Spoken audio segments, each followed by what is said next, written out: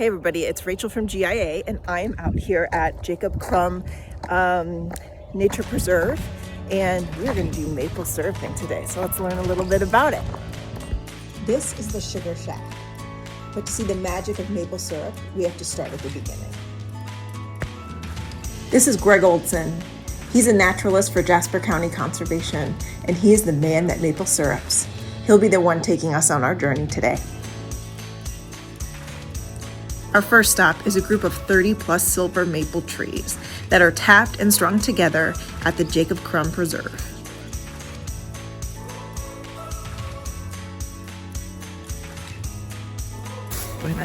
So the taps that we use, this is called either a tap or a spile or a spout. And on the bucket system, we use aluminum spiles. On the tubing system, we use this plastic. And this is just a 5/16 spout. Okay. So we drill our 5/16 hole, tap that in, and then this is just our food grade sap collection tubing.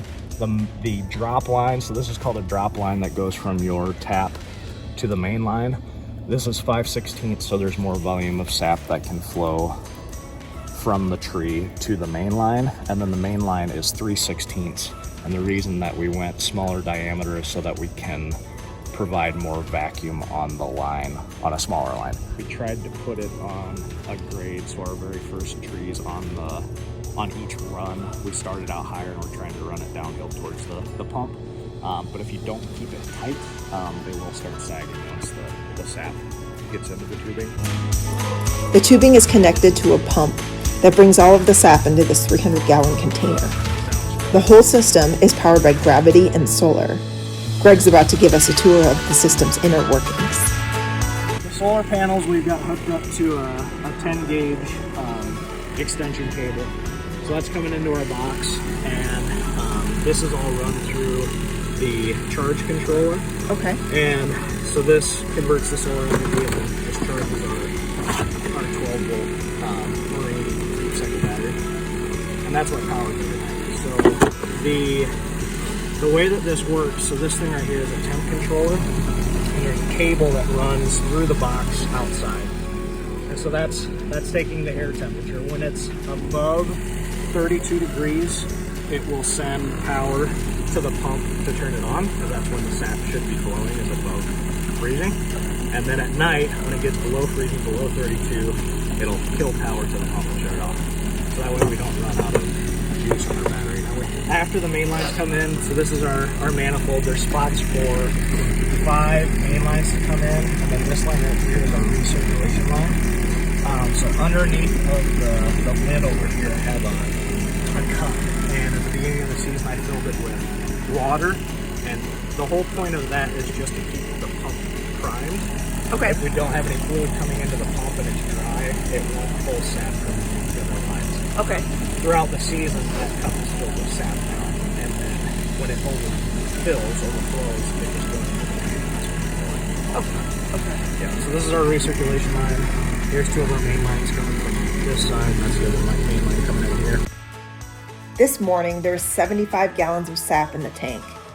Greg pumps the sap into the tank on the back of the mule so we can bring it back to the sugar shack.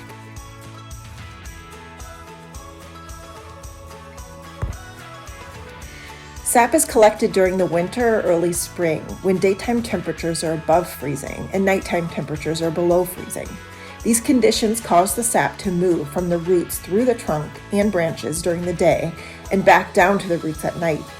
This process marks the end of the tree's dormant cycle and will eventually lead to the buds opening on the branches. Once this occurs, the sap is no longer viable syrup because it turns sour.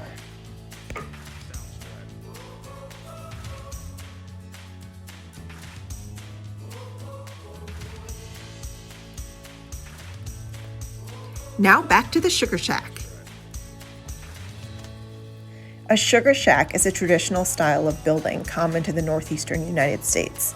This log shack housed a wood fire arch and syrup pans. The sap was transferred to the syrup pans where it was brought to a boil and monitored closely. But we'll learn more about the boiling process later. We are transferring the sap we just harvested to the tank in the sugar shack. We're getting ready to check on the collection tank at the Bailey Wildlife Area in Jasper County.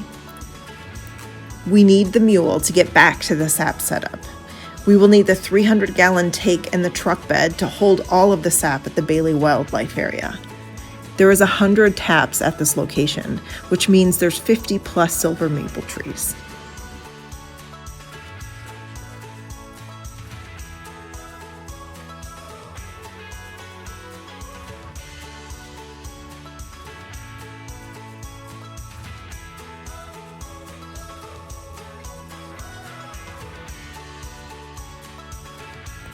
Look at that sap flow.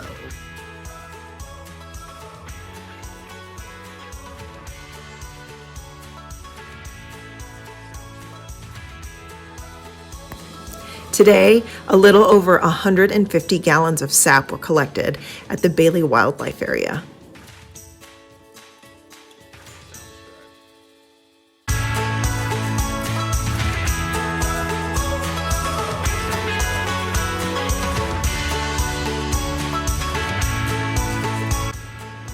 We filled the tank in the back of the mule 3 times at this location and finally loaded up to head out back to the sugar shack.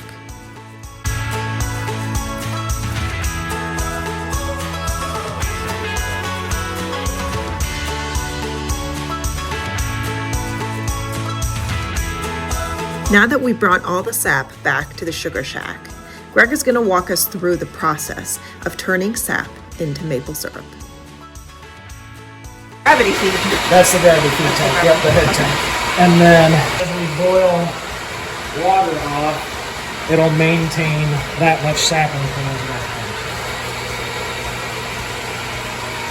So you can kind of see those dark areas. Yep. So those are the drop flues, and basically it's just a slot that drops down. So this is the bottom of the pan here. It drops down about 6 or 7 inches below the bottom of the pan, and that gives us more surface area so we can boil water out faster. Okay. So it starts out here, and then as it gets thicker, more dense, it'll push its way to the front pan, and this is a divided pan. And you'll see it once we start boiling, but we'll get, it's called the gradient back. So the back pan will be the lightest color, and then it gets darker and darker, and this is where the finished syrup will end up. Okay. So as the density changes, it actually pushes its way from the back to the middle to the very front, and then this is where we draw it off. The thermometer on here, so 0 is actually set at 212 degrees. Syrup, when it's almost to the right density, it boils 7 degrees hotter than water. Okay. So at 219, once it gets up around 7, we'll check it. And the way that we do is with this thing. So it's called a Murphy compensation cup. And so once we have our hot syrup, we'll run the hot syrup into the cup. And then this thing takes the temperature of the syrup and converts it into what the density should be at that temperature. Wow. Yeah. That's advanced. Yeah. It's above my head. I just looked at the numbers. So that's amazing. So typically, when we put the hot syrup in, it's right around 60 bricks. Okay. And then we check to make sure that it's correct with this, which is called a hydrometer. So after we have the hot syrup in and we get our reading on here, we will float this in the hot syrup, and wherever the top of the hot syrup wherever that ends up on our hydrometer, we'll take that reading. Okay. And if the two numbers match, then the density is perfect. Greg has over 300 gallons of sap to turn into maple syrup today. But this process requires a lot of boiling. On average, it takes 45 gallons of sap to make 1 gallon of syrup. That means 44 gallons of water need to be boiled off in order to make just 1 gallon of syrup. Greg has a very busy and humid workday ahead of him. I'm gonna try some syrup. Oh man, I'm gonna take a shot of syrup. That's right. So after it's boiled down, it cools. Greg checks the density. Yeah, run it through the filter, check the density, and then we can. And then we can it. All right. And here it is. This is the color. All right. I had roots coming out coming out to see this, I would heat it up and then I'd cool it back down, wait for the next one. And I'd heat it up. So each time you put heat on it, it gets better. That is delicious. This puts my Costco syrup to shame. Really? Just saying. Yeah. This is unbelievable. Good. Definitely get some. Yeah. Pick some up at Jasper County Conservation. Yep. Well worth it. I'll be ordering as much as the website will allow. While I was at the Sugar Shack with Greg, I asked, how did you think up and build such a complex sap collection system? He told me that a local man named Fopma was essential to Jasper County sap collection. Greg also told me that Jamie has a unique filtering process called reverse osmosis that speeds up his boiling time. Let's visit the Fatma farm, shall we?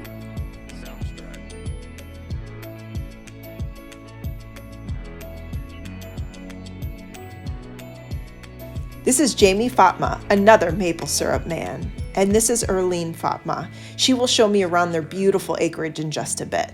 But first, let's take a peek into their sugar shack. So in here, of course, that's just a filter. Okay. The pump puts it under pressure. Okay. So when you back the pressure up here through these membranes, they're kind of like a filter, but under pressure, it takes the water through the center of the filter, it pushes it out. And when it pushes out the clean water. Okay. And leaves on the inside of the filter the water with sugar in it. Anything Okay. with sugar in it. Okay. But that's what we want to keep. Okay. So that goes through these, and the sugar water comes out here, goes to there, and what we are pushing out through the filters is the clean water, and that goes into that tank. Wow. So this is a Brix tester. So this is the sap coming out of the tree. Okay.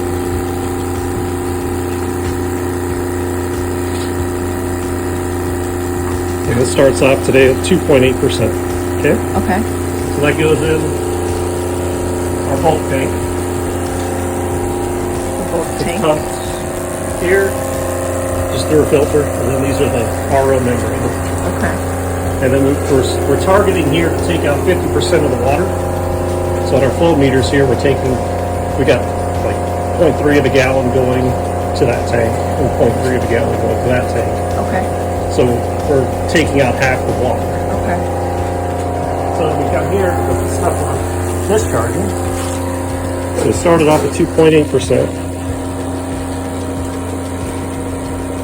Coming out of the machine, it's 0.1%. Whoa. So this you won't cook down at all? Nope, this is just for Water, cleaning, and I'll just discard it. Okay.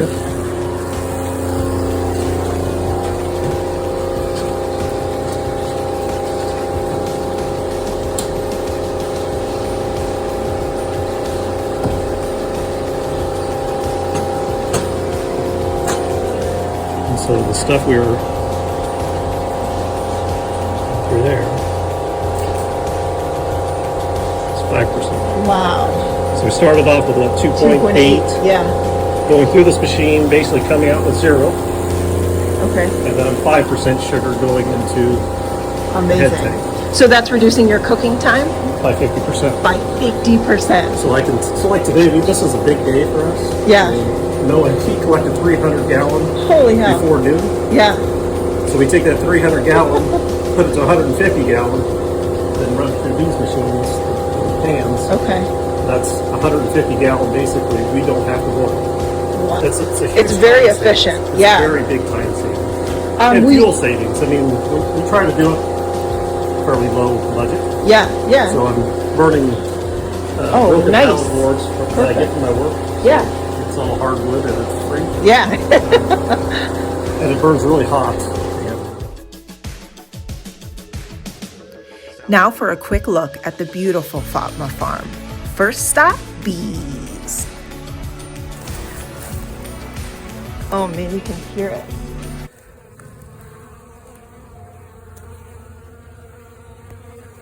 Erlene is kind enough to tell me everything I need to know about the aronia berry. Each bush can go up to like 20 pounds of fruit. We do a lot of canning and preserving. Okay. Sell the berries fresh Okay. to processors that make a juice or jams. Okay. health products because they're 4 times higher in antioxidants than blueberries. I didn't know that. So they have a dry, tart taste, Okay. unlike a blueberry, but it's because of the high antioxidants. Wow. You make like a syrup add some honey, aronia juice, honey, and cinnamon. Okay. Ooh, Take a little bit each day for your antioxidants. that sounds delicious. Yeah. And it has, is there a seed inside aronia berry? Like little tiny seeds. Okay. You can't, yeah, just really, really tiny. You can't hardly notice. And can you eat them fresh? Yes. Oh, okay. Yeah. And my kids eat them. My youngest will eat them straight off the bush.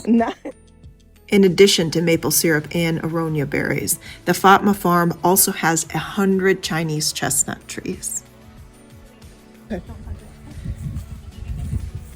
Hey. Not to mention the cutest goats you'll ever see. Hi, Geraldine. You're beautiful. I know.